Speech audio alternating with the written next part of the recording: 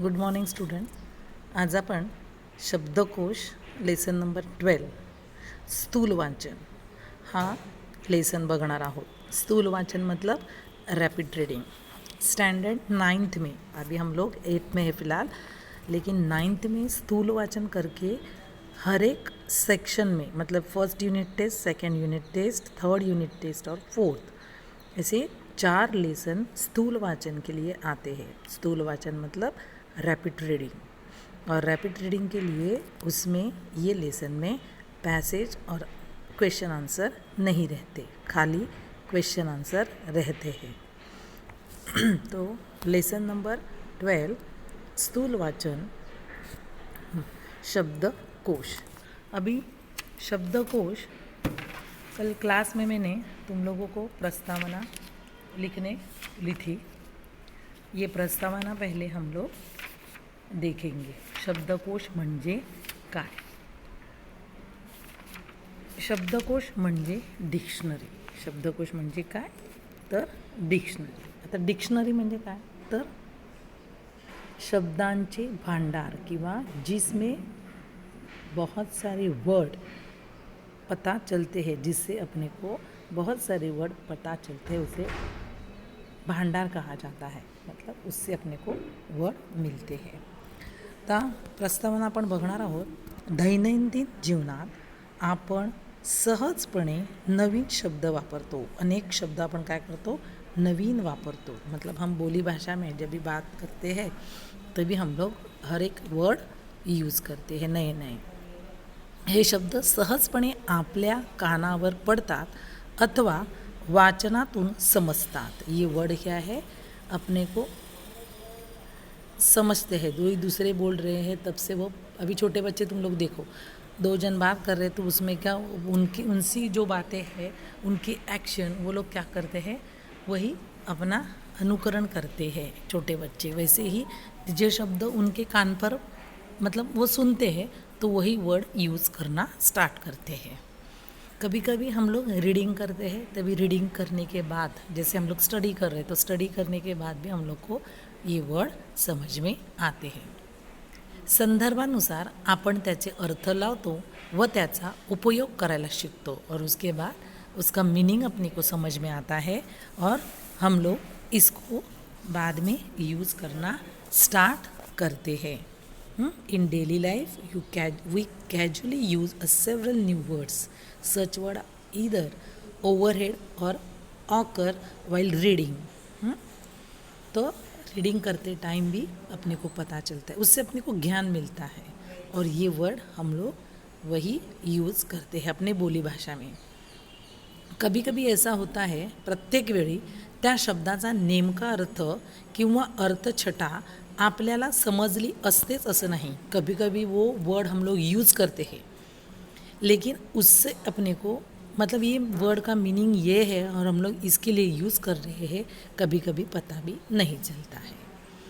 मग तो वर्ड कुठून आला, फिर ऐसा वर्ड कहाँ से आया, उस वर्ड का मीनिंग अपने को मालूम होना चाहिए.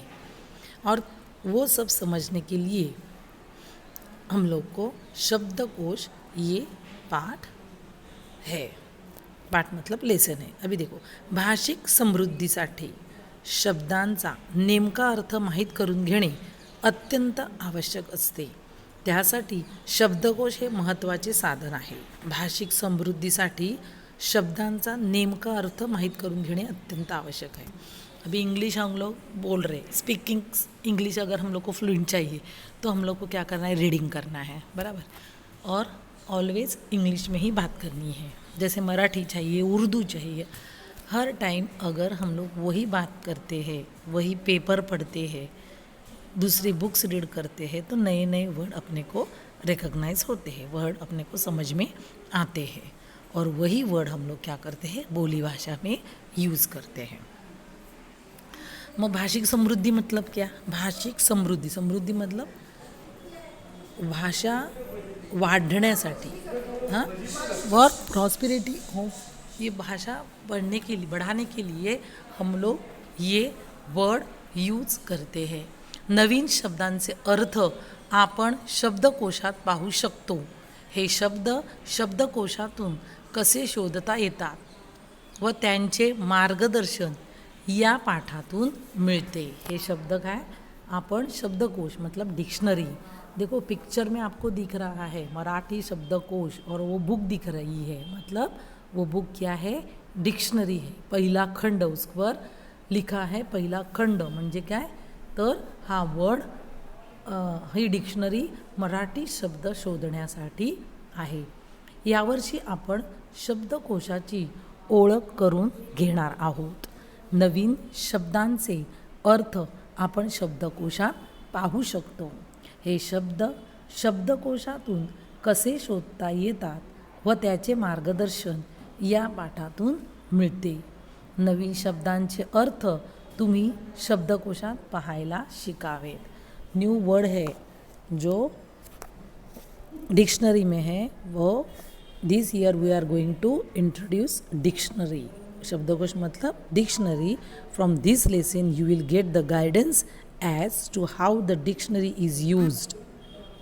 समझ में आ रहा है कि ये डिक्शनरी हम लोग को कैसे यूज़ करनी है, उसके बारे में इस पाठ में बताया गया है।